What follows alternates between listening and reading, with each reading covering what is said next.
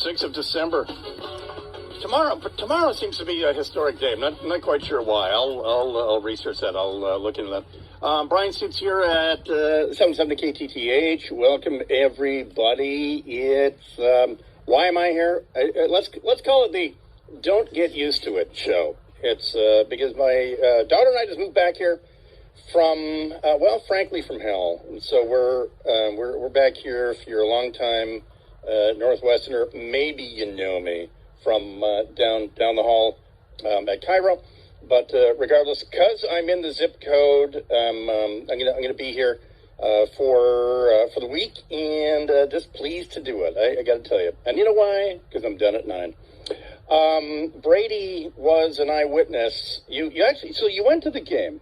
It's the Seahawks out of a scorching 4th win. Yes, and it's only been my second Seahawks game ever I've been to. Both have been this season. Both of our home wins. And here's the thing. Here's the secret. The 49ers, though they went into the game, whatever, 6-5, whatever. Jimmy Garoppolo is Garoppolo. No. No, I don't. You must be dyslexic, but Jimmy Garoppolo is no good without a lead. I mean, he's just not. And it's so funny because they don't want to admit that he's not the guy. He showed up and he looked like the guy. I mean, who looks like that and does not turn out to be a stud quarterback. But then, as it turns out, he can't come back from a hole. So that's why when they went up 14-7, that was like they went into the half at 14-7, right? When the Niners went up, I'm like, crap. Now he's got a lead. He's got a lead, and then he's got a Bosa, and so that normally a lead and a Bosa, is in the NFC West. It means things are good. But the other funny thing is I don't know that in never mind his generation. I don't know in the history of the NFL if there's ever been a quarterback who has come back and won after trailing than Russell Wilson. But it's good to see. I always dip in on Seahawks, no matter where I live. So the booger hook is now fully healed, right? He was out for 5 straight games. Finger. I say booger hook. Yes, you're talking about Russell Wilson. Yes, that chap at quarterback. Yes, he's been back for a couple weeks now. He seems pretty good. I think he came back too early because that was a travesty. Last week didn't look like him, but yesterday it looked like the booger hook is fully healed now. So it just shows you that guy is so key, and why you don't have and how do you back that guy up? I mean, I'll give Pete Carroll a pass on that, but and if they win out, they're not even in the hunt. It sucks. So I'd maybe consider getting some reps on the. Anyway, it's a shame now to see him back and he looking so good and the whole thing. By the way, this is not 710 Sports Talk. This is Bryan Suits talking to Brady about the Seahawks. Should I even get into my Adrian Peterson thing, or am I? Have the fine Seahawks fans adhered to AP? Do you think? I think they've adhered to him because I see it as a big name coming into the organization. Yeah. Even though if you're a football fan or follow it, this isn't going to be a long-term thing. He's more, though, kind of like Marshawn, as you were saying earlier. And he got his thing. He got his touchdown. The 1-yard touchdown. You want someone to punch it in on the goal line. He's your guy, but he's not your, I'm going to get 50, 60 carries a game kind of guy. Well, you weren't even alive when that debacle. When that running back from Ireland, Frank O'Harris, ended his career with the Seahawks, it was pitiful. And I was a young man. I was like, why is this guy trying to relive the glory in the Seahawks helmet? And that was a bad scene. When I think long-timers remember when Frank O'Harris ended as a Seahawk. Turns out not from Ireland. Played at Penn State, Franco Harris. Well, here's the thing with AP. Because nobody said that. If you're watching on TV, like the majority of people were, not all of us are one percenters that get to go to the game. Brady, were you were you under the drip line? No, I was up in the nosebleeds. Oh, with the people. I was with the people. I was surrounded by 49er fans. They travel well. They do. I'll tell you what. On TV, they said, and now Adrian Peterson has surpassed the great Jim Brown for, and I think it was total touchdowns, so 126 or whatever it was. And what kind of steamed my broccoli on that one was there was no context. And it's like, okay, Adrian Peterson is 36.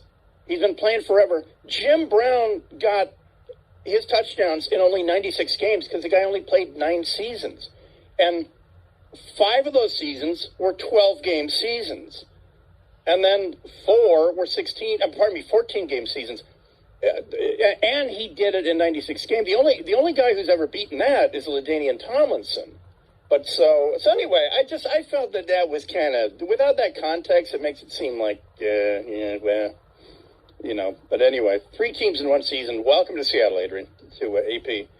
All right. Would we agree that that's out of our system? Yes, we're agreeing. Football talk is done. And you're a baseball guy. I've got good news for you. The Mariners have not lost in weeks. They have not lost in weeks. So and don't worry, my heart will be broken in summer. Yeah, and remember, the Mariners don't have winning streaks. They haven't lost streaks. Well, the bio for Bob Dole,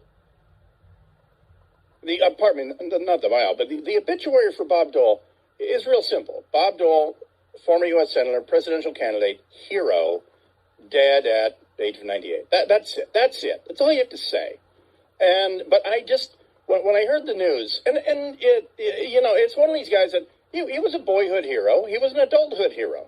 I had the honor of meeting him through a mutual friend. And it was, transcendent. It was great to meet this guy, a legendary guy, legend of the Senate, and the whole thing.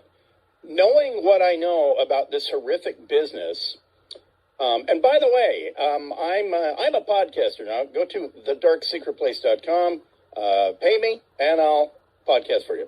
Knowing about this, what I know about this horrific business, especially the TV end of it, about who is driving the divisive divisive rhetoric and the whole thing.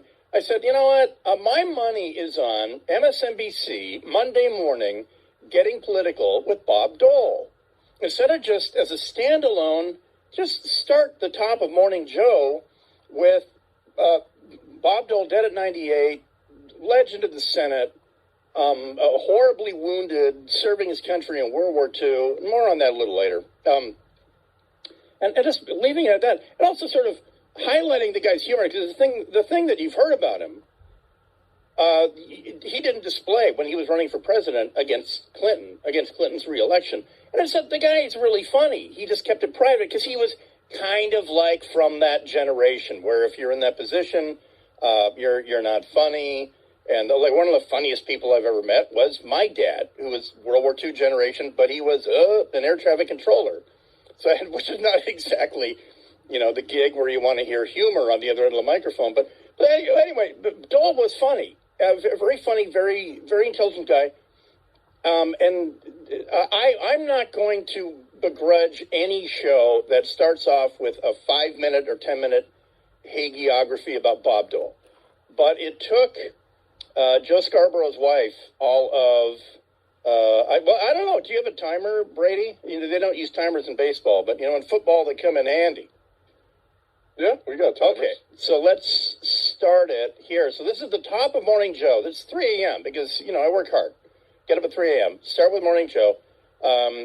Let's see from the beginning how long it takes for her to compare the Bob Dole of the 90s until his retirement to those horrible Republicans of today. Take it away, Mika. All right, wrong speech. Oh, wait a minute. I rewound it not far enough. Oh, by the way, Bob Dole, she'll explain this, but Bob Dole, a few months after the election in 96, Bill Clinton awarded him with the American Medal of Freedom. And Bob Dole not running for president could be funny when he gave his acceptance speech. I, Robert J. Dole.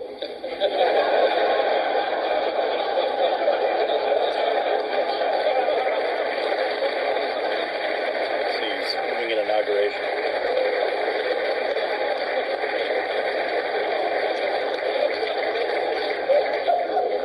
Do solemnly swear.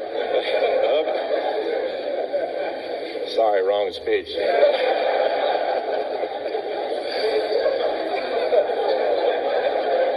What's the timer at now?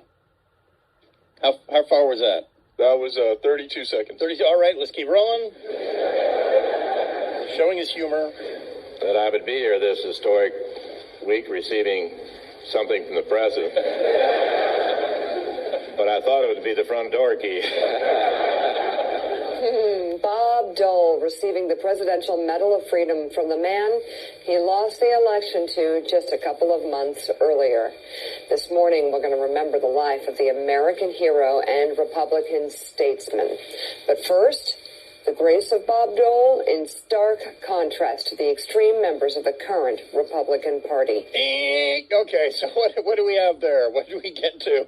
We are at 1:10. I don't know, and also I guess if you cut out that extended clip of Dole being funny about losing the presidency, then I'd say she got there in 30 seconds, and it's like you can't do a panda birthday or you can't firewall it with something else. You have to pivot from the death of Bob Dole in stark contrast to the evil Republicans of today.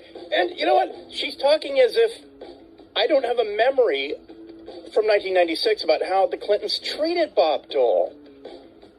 Like it was all, debate in tuxedos with monocles back then. No. I was paying attention to the news in 1996. Back in a second. Don't get used to it, Bryan Suits, here on 770 KTTH. Let's check in with the traffic. KTH. So don't get me wrong. They did get to, a really great bio of Bob Dole. It's just that they didn't get to it till 40 after the hour. But they certainly used it to compare to those horrible Republicans of today. And then Mr. Brzezinski, Joe Scarborough, went off on how horrible the Republicans are today. And he's in complete ignorance of the fact that he used to be a Republican congressman. But anyway, it's really weird. Bob Dole, dead at the age of 98, obviously, if you know anything about his bio, should have been dead at the age of 24 in 1945. And he underwent a just incredibly strenuous rehab because of his wounds. And it's funny because his service there was so much stateside. He was originally trained as an artillery officer, etc., other stuff, the way that they did. He shipped to Europe in late 1944, and then he was assigned to the 10th Mountain Division in Italy. 10th Mountain Division was fighting up Italy. The German army was still holding in Italy. And now we're talking about the final weeks of World War II, when the Germans frustrated the British and the Americans because they were still fighting really hard, even though they had lost. And that was really a frustration in Italy. It's like, well, why are you fighting for Italy? I mean, the Italians are even out of the war. They've even flipped sides for the Second World War in a row. And so there was a final offensive in late April 1945. Dole had been plugged in because they were losing lieutenants left and right. And he was wounded one time before by a grenade shrapnel. He was returned to duty. And then there was a very large offensive in the very north of Italy to dislodge the Germans that were pointlessly hanging on. Because at this point, I mean, this is how late in the war it is. I mean, you're 2 weeks away from Adolf Hitler's worst honeymoon of all time, where he exchanges vows with Eva Braun, and they go downstairs, and she takes poison, and he eats a bullet. Some would say best honeymoon of all time. But this is 2 weeks from then, Dole and his platoon, his company, are involved in a ground assault against a entrenched German enemy, the worst kind of German. And he has men hit left and right. His radioman was hit. He was dragging his radioman to safety when he was, and they honestly don't know if it was mortar fragments or machine gun, but he was hit in the leg, and then he was hit in the upper spine. And I knew it was a bad injury, but I was unaware it was spinal. And that is why he was in a body cast. And he went from being, the guy was, 6'2", 170, sculpted. He was an athlete at the University of Kansas. He was a trackster and a basketball guy and all this. And he lost all this weight in a body cast. They get him back to the United States for, rehab and the whole thing. And they haven't changed the body cast, and it stunk like you wore a shoe, like too tight of a shoe, for 4 months, and they just didn't have the facilities to change it anywhere he went, and then he went into physical rehab, another phase of physical rehab, and this is the crazy coincidence about this is here's Bob Dole. The damage is now he has he worked to get the ability to walk again, but his right arm is not going to be useful ever again. So that's why, and you probably know this by now, that's why he always carried a pencil in his right hand, because he couldn't shake hands with it. So he would extend his left hand. You would shake with his left hand. Well, in that rehab. And this is the crazy coincidence of it. And this is that World War II generation. So many of those guys went on. There was a point in the late 50s when all of Congress was like, the House of Representatives was 2/3 World War II vets. Bob Dole in rehab became friends, played cards, became friends with Senator Daniel Inouye of Hawaii. But he was Lieutenant Inouye of Hawaii.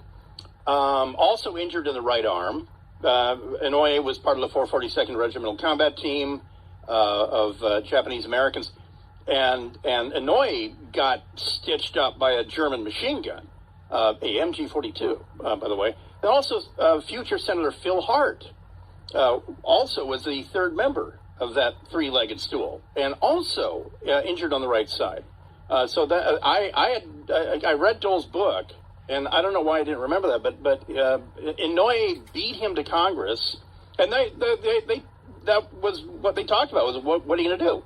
And Bob Dole said, well, I'm going to go to law school, but I'm going to run for Congress. And Inouye said that, he had other plans, but Dole said, you should be a congressman. You should be in Congress. You should be a leader. You should take your experience and become a leader.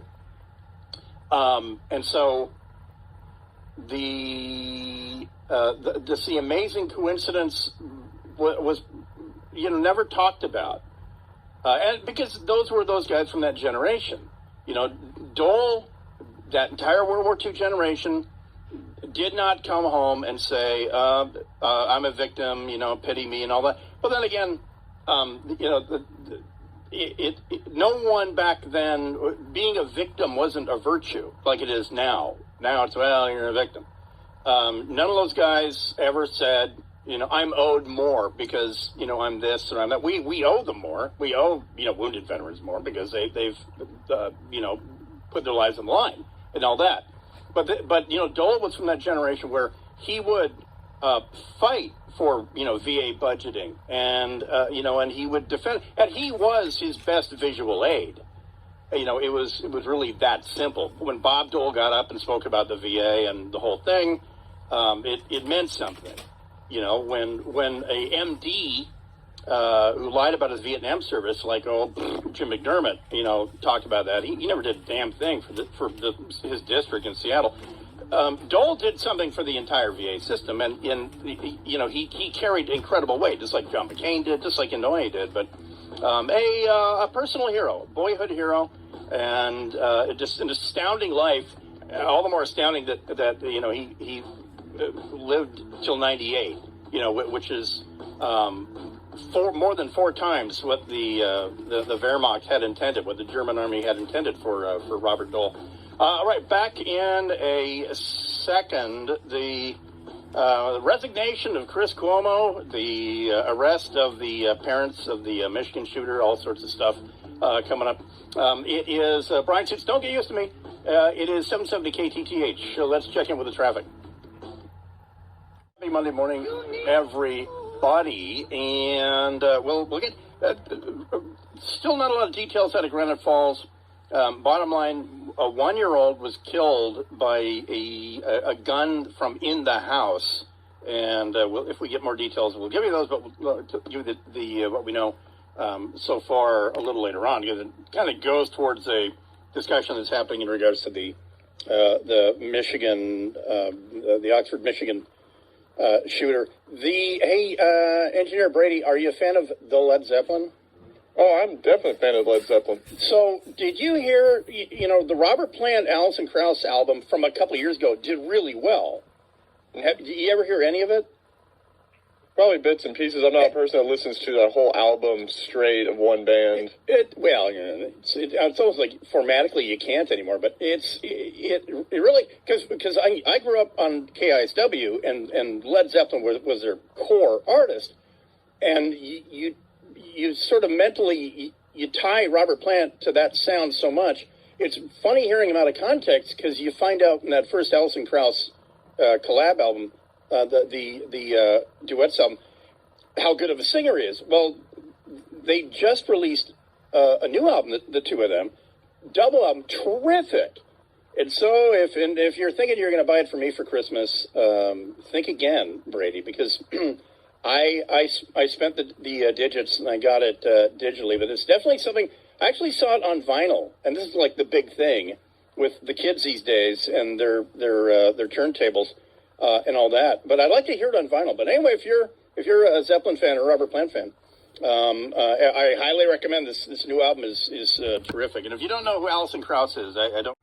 So we were talking about this. I guess it was like in the last 2 years, there was some on-duty Seattle police and their vexing handguns were denied. Was it they were denied service in a restaurant, or they weren't asked to leave? They were told they weren't going to be served, or something like that, right? That is correct. They walked into the business and they were not even served. They stated that we want you to leave because we don't feel safe, or something along the lines of somebody's uncomfortable with you having a gun. Well, somebody in San Francisco did the same thing. And here's the crazy part. Here's the stupid business part about this.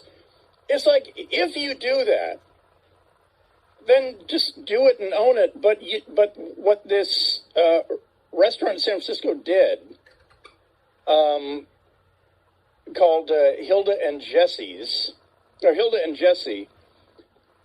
what they did was, not only did they kick the cops out, but they felt the need to put it up on Instagram.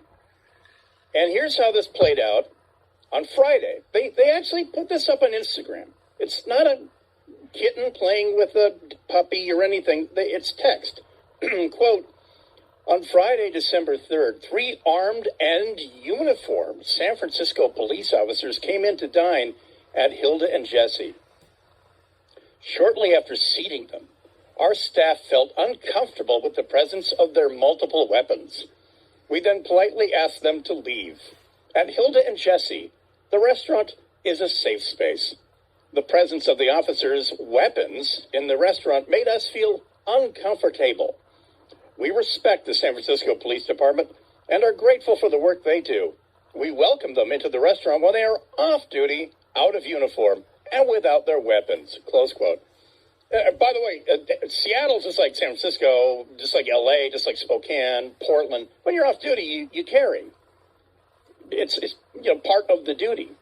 Well, so that was Friday. They felt the need to post that on Saturday, and it got it's at 1,334 likes, right? Well, where the rubber meets the road is butts and seats for a restaurant. They got hammered so hard on Yelp on Saturday and Sunday that they put up a retraction late last night. So again, they They seat 3 cops. They kick them out because of their vexing handguns. And instead of just shutting up about it, they spiked the football and put it on Instagram. Late last night, then they put this up. Quote, "We made a mistake and apologize for the unfortunate incident on Friday when we asked members of the San Francisco Police Department to leave our restaurant. We are grateful to all members of the force who work hard to keep us safe, especially during these challenging times. We hope this will be a teachable moment for us as we repair and continue to build bridges with the SFPD. These are stressful times, and we handled this badly." Signed, Rachel Silcox and Christina Leidig's Compton, co-owners of Hilda and Jesse San Francisco restaurant, close quote. So they figured out where their bread is buttered. And by the way, if this kind of sounds familiar, this is a place famously earlier this year where someone went in and ordered pancakes and hash browns, and the bill was $52. And the reason was because they added on a equitable wage, like 24% to the bill. And it was like some self-imposed thing. And you're supposed to know that when you go eat there. But anyway, that's bottom line is Yelp talks. It might be unfair. I've never set foot in the place, nor would I. I mean, if that now knowing who runs the place, but anyone can post on Yelp. That's kind of the thing. Anyone can post on Google reviews. And as I said, I've never set foot in there, but I stated that on Google. I gave them half a star on Google reviews. So there's that. But anyway, does this indicate that maybe things are bouncing back? I hope so. I hope so all up and down the West Coast, because it's all crap holing really, really fast, like really, really fast. So, and that, by the way, I've talked to when I do my Tuesday hits with Todd, when we did that last couple of months, and I spoke to them very frankly about, I was leaving one crap hole, and a lot of my friends, up here are saying, well, you're not really doing much better up here. Well, I got to tell you, it kind of is. I mean, that's how bad it is down there. But I guarantee, you are going to see, unless the Seattle, the city prosecutor and the county DA in Pierce, King, and Snohomish, if they don't come out and have a policy right now for a package of charges for flash mob looting, flash mob robberies, you're going to see them. Because the reason they happen in San Francisco and Los Angeles is because they don't get prosecuted. So if you want to avert that kind of stuff, I know shoplifting is up at pandemic status here in Seattle. But if you want to stop the full-on empowered gangs with sledgehammers, you better face that right now, because that's the reality down there, and it's absolute hell. So there's that. Speaking of absolute hell, I'll tell you what. I'll get into this in a second, but I know that Governor Jay is trying really hard to be stern daddy, right? And he's trying really hard, and he's trying to posture, he's trying to position himself, and he's trying to sound butch and the whole thing. But you may have missed this on Friday. But late Thursday, he gave a press conference, did a presser, and he made a statement that I know sounded really good when they handed it to him. But there's a little secret about that statement, and I'll play it for you in a second when we come back. Bryan Suits here. Don't get used to it. It is 770 KTTH. Let's check in with the right way traffic.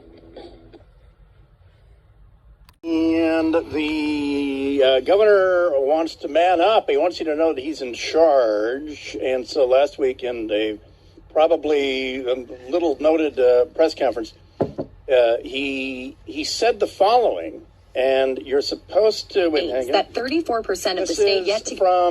from King 5, and this is the latest dire warning because of the Omicron variant and the blah, blah, which, by the way, Engineer Brady, I forgot, I'm bearing the lead. the Omicron variant found in, Thurston Pierce in a third county. So basically something that has the lethality of the common cold now. But so anyway, any excuse for more mandates. But anyway, so this is the governor late Thursday. So you probably didn't, because no one pays attention on Friday to the news, nor over the weekend. But anyway, this is your governor on late Thursday. Get their first shot. Getting that population vaccinated is of the utmost importance. In the next several months, or maybe the next year, you're either going to have had COVID, you're going to have a vaccination, or you're going to be dead. Oh, I'll get dramatic music. I'll cover that with dramatic music next hour, like a sci-fi stab or something.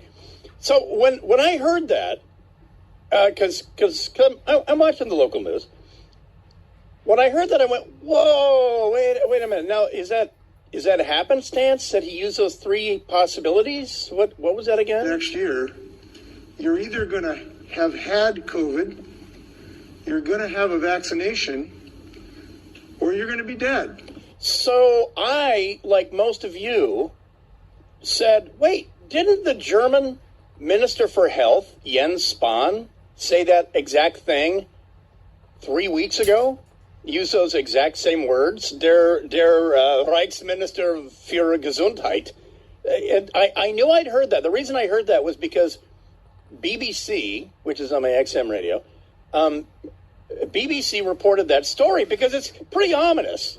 You know, the German Minister for Health coming out and saying, and this is November 23rd, by the end of the European winter, quote, pretty much everyone in Germany will have been vaccinated, recovered, or died, close quote. German Health Minister Jens Spahn has warned, I'd rather want a more optimistic guy than him. However, those are your three possibilities. And with one big giant, between the U.S. and Jay Inslee, one giant difference, and of those three, I'll tell you what the difference was. But so that was 3 weeks ago. That was November 23rd. Pretty much everyone in Germany will have been vaccinated, recovered, or died. Now, I don't want to give the kind of leg humpers that work on Jay Inslee's staff credit for being original. But I'm going to take a wild stab and tell you that stuck. They heard that, and that stuck, because that's the kind of plain talk that we want from our leaders. We want strength, and we want vision is what we want. I guarantee whoever wrote that for him, because he did not think of that, whoever wrote that for him heard it thinking that nobody would be able to trace it back to Jens Spahn, der Minister für Gesundheit in Deutschland. Except that BBC is kind of a deal, and a lot of people listen to it. So anyway, I'm going to give him the benefit of the doubt, because he did use his own words, and some of them were big words. So let's catch it again. Of the utmost importance. In the next several months, or maybe the next year, you're either going to have had COVID, you're going to have a vaccination, or you're going to be dead. See, he escaped, and I forgot to say, he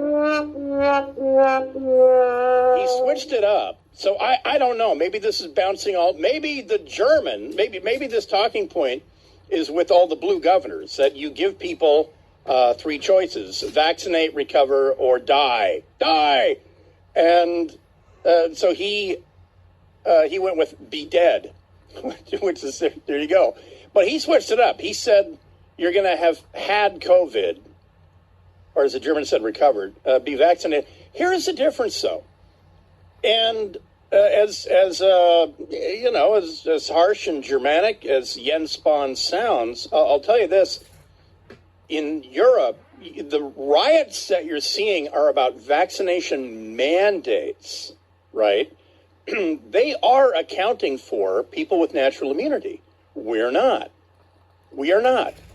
You're not hearing CDC or the NIH, Fauci's outfit. You're not even hearing them acknowledge that natural immunity acquired by recovering from COVID even exists, and that if there are people who need vaccinations, you're at the end of the line, the absolute end of the line. And now that you have variants that are breaking through the vaccination and causing many, many people sniffles and occasionally coughs in South Africa, probably if you can prevent that, and if it doesn't do any good anyway, what's the point and all that. Anyway, the point is, the Europeans are actually accounting for natural immunity. Have you even heard any federal authority, I mean last year and this year, even acknowledge that people are acquiring natural immunity, so you're not the priority? Sorry you had a bad week.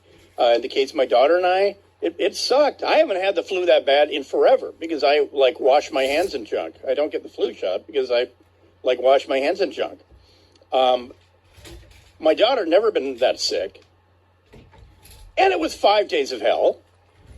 But we started the symptoms on Monday night. I was up and running by Saturday. And then I started donating plasma at the VA, LA area VA, and they were accounting for my antibodies every single month I went in. And I'm a former medical lab tech. I worked at the UW Medical Center in the lab. I know how this stuff works. And I said, oh, well, good for us. Yay, us. Are they going to open up school for those of us with natural immunity? No, well, of course not. They act as if no such thing exists, and then they point out, well, all your kids had to have shots to go to school when they were 2 and 3. Okay, I got that. Why would they do it every year? Well, because they acquire immunity to smallpox because they got a smallpox inoculation. So you're saying that the human immune system actually can work and occasionally defend itself. All right, no wonder we evolved. So anyway, that's a big difference, is that the Europeans are accounting for that. The Inslians, not so much. Means that 34% of the state yet to get their first shot. Getting that population vaccinated is of the utmost importance. In the next several months, or maybe the next year, you're either going to have had COVID, recovered, you're going to have a vaccination, or you're going to be dead. So anyway, there you go. So, okay, about that first one, I can call Olympia and find out about that, right? All right. Back in a second, a pair of tragedies, frankly, in Snohomish County. A 1-year-old dead by gunshot. We'll tell you about that. And a roadside suicide shuts down I-5 for ever. Back in a second. Bryan Suits here, 770 KTTH. Let's check the right way. The details from what we know came out of Sonoma County Sheriff that in Granite Falls over the weekend, Snowco deputies were called to a disturbance involving a firearm. They arrive. There is a 1-year-old infant who's been shot. Fire paramedic are called, and the child was declared deceased at the scene. No further details. So we don't know. We don't know if it was a accidental discharge, which I frankly don't believe in, or what. But we'll find out. But what it's not is it wasn't a home invasion. It wasn't anything like that, because they didn't say that's what it was. It was a weapon from inside the house. And as a longtime firearms owner and a longtime owner of firearms with a kid in the house, I don't need to be told to lock up a weapon. And in a way, if what I decide is to have it quickly available for home defense or family defense, there's ways to do that and keep the weapon locked up. And in some states, there's draconian laws about that. I mean, entirely, if there's such a thing, if it's not redundant to say too draconian, and I'm fleeing such a state, or have successfully tunneled out, because in the state that we fled, you couldn't store a loaded weapon in a house. I mean, store it in a hand safe or something like that, where only you.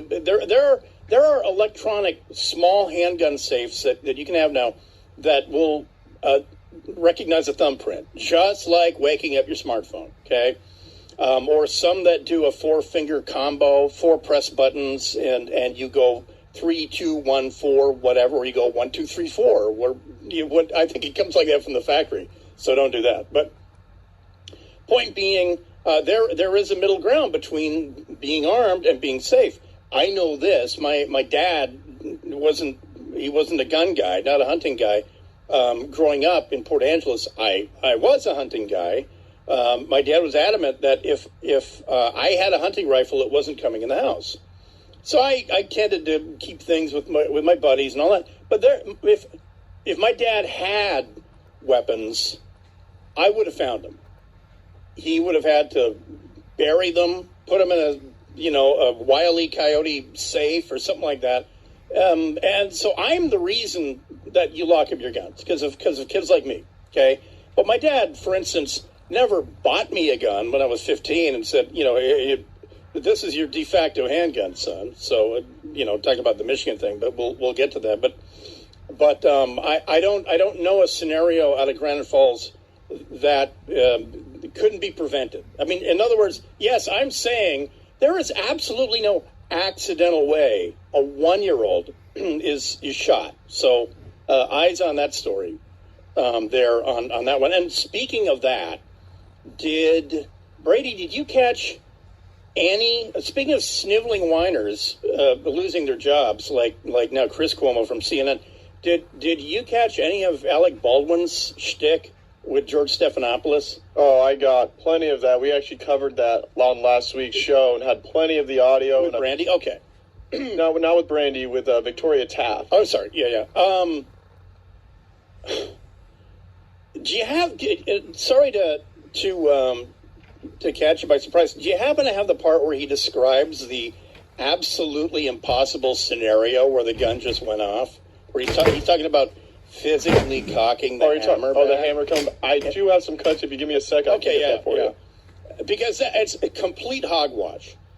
Because Alec Baldwin on set was using not a prop gun, a real gun. It was not property. It wasn't a prop gun. It wasn't a inert non-gun. It was a real Colt 45, real single action gun. And the way he described that the gun just went off, he claims that it just did that without his finger on the trigger. And anybody who knows anything about a single action gun knows that there's a couple redundant safeties built in. One of them is that you can't just let go the hammer. I have that clip for you if you want it. Because I got to tell you, I draw a real hard line. And maybe it's been beaten. I think it has. It's been beaten into me by the Army. And so I highly recommend having it beaten into you by a certain drill sergeant. All right, yeah, fire the Baldwin. Order. It swivels, and she says to me, hold the gun lower. Go to your right. Okay, right there. All right, do that. And throw it a little bit lower. And she's getting me to position the gun. Everything is in her direction. She's guiding me through how she wants me to hold the gun for this angle. And I draw the gun out, and I find a mark. I draw the gun out, I find a cut. And what's really urgent is the gun wasn't meant to be fired in that angle. So if you're shooting directly into the camera lens, you're not aiming? I'm not shooting into the camera lens. I'm shooting just off. Just off. Right, in her direction. I'm holding the gun where she told me to hold it, which ended up being aimed right below her armpit, was what I was told. I don't know. This was a completely incidental shot, an angle that may not have ended up in the film at all. But we kept doing this, and so then I said to her, now in this scene, I'm going to cock the gun. And I said, do you want to see that? And she said, yes. So I take the gun, and I start to cock the gun. I'm not going to pull the trigger. I said, do you see that? She went, well, just cheat it down and tilt it down a little bit like that. And I cock the gun, and I go, can you see that? Can you see that? Can you see that? And she says, and then I let go of the hammer of the gun, and the gun goes off. I let go of the hammer of the gun, and the gun goes off. At the moment. That was the moment the gun went off, yeah. Literally impossible.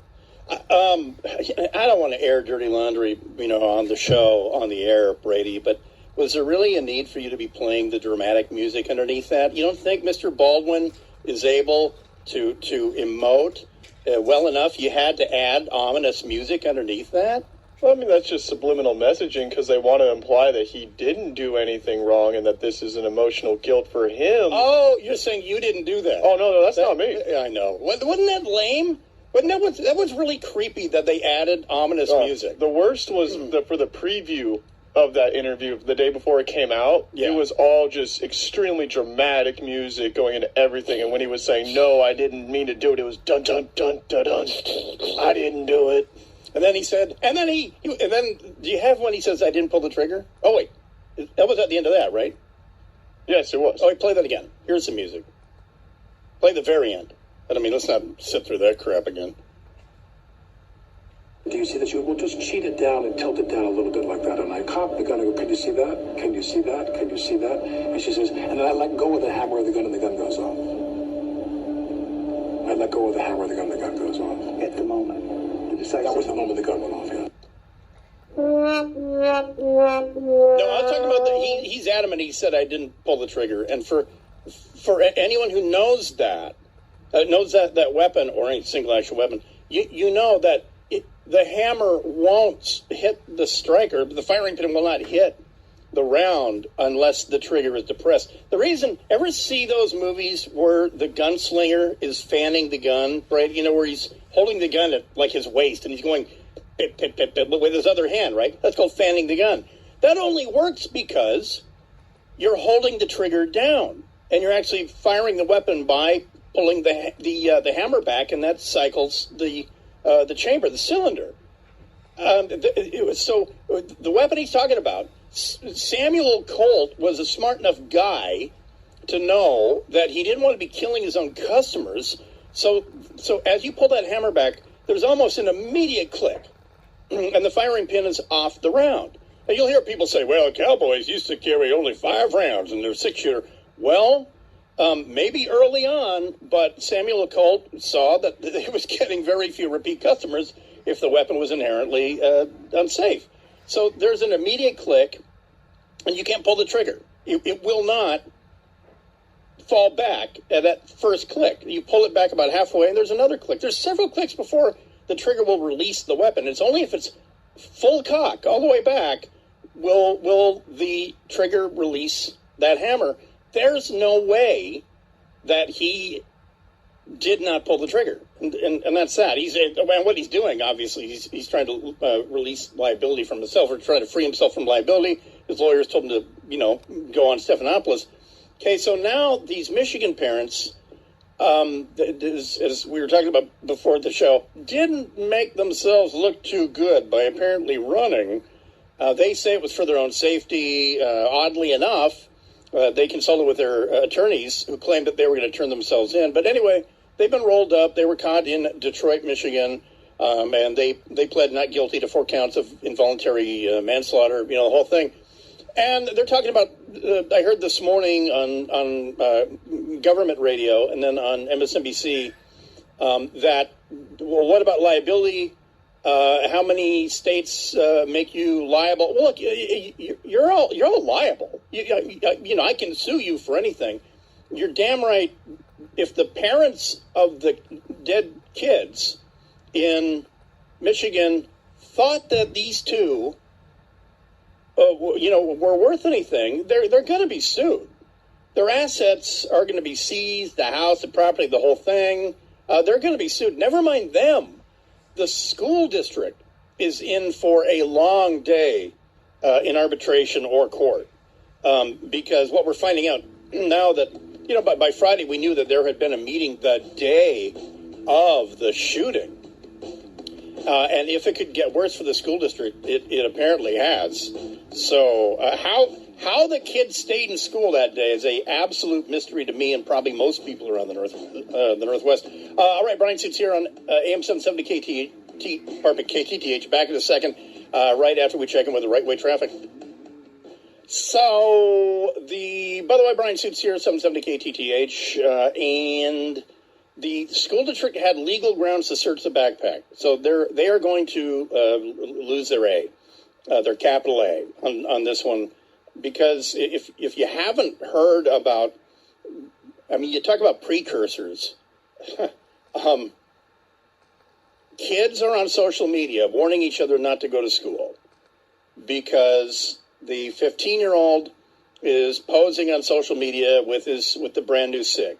And that alone probably should have had the district calling local police to go do a soft knock on the door and say, yeah, the district is kind of concerned. Your son is making ominous threats on social media in public, and we take this kind of thing seriously now. It's, the spiel, blah, blah, blah, right? And so what they did was, you've probably heard by now, they brought the parents in for a conference on the morning of the shooting. They had, and this is not, keep in mind, this is not a matter of search warrant and probable cause or anything, or exigent circumstances or time and proximity. None of those kind of doctrine. They had the legal authority to search his backpack right then and there. And if they had asked the father, do you know the whereabouts of the weapon at this moment? And can you guarantee where that weapon is right now? His answer, apparently, if it had been honest, would have been, I have no idea. It should have been. He, as it turns out, their story is that he thought he knew where it was. It was in his son's backpack, in that meeting, in that office, and that the authorities in that school had the authority to say, we're going to search your backpack. Now, I understand it's a different world. I learned the hard way it's a different world. Where I went to high school, we parked our trucks in the high school parking lot with shotguns or rifles in the rear window. And I mean, I'm dating myself. I'm not talking about 1959. Okay, I'm talking about the early 80s. And that was just the reality of that. That was way before Adderall and psychotropics and the whole thing. There really seems to be the one pattern amongst the middle-class white boys that tend to overwhelmingly do this kind of stuff. And so they had the authority to search his backpack. And they didn't do it. I guess back when I went to high school, they could have done that too. It's just that it wasn't an issue. The district that my daughter was in Los Angeles County, they would send a kid home for joking about, algebra test, I'd rather kill myself. I mean, I'm not kidding. They're so outcome averse. They're so liability averse that if a kid said, I'd rather shoot myself than take an algebra quiz, even worse, using gun violence to commit suicide, they would pull the kid out of the class and bring him to the office, and the parents would get a call. And you know what's crazy is I never heard the word ideation growing up. I turned 18 having never heard the word ideation. And now every 8th grader, it's in their lexicon. Because they now know what buttons to push. And it's like, you want to get out of an algebra quiz?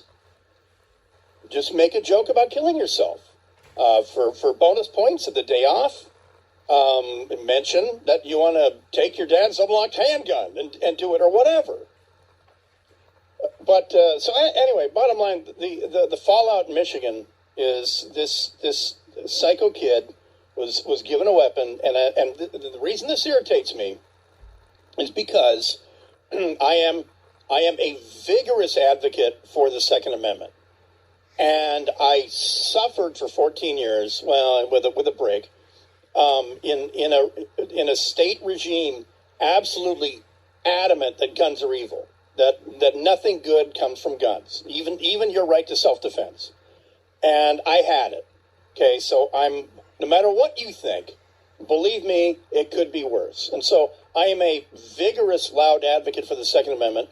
And when I see idiocy like this, and the parents don't know their kid well enough to know that, he ain't been right since the squirrel bit him, or whatever you want to say, and you arm that kid, and then you're not monitoring his social media, then I don't care how Second Amendment friendly you think you are.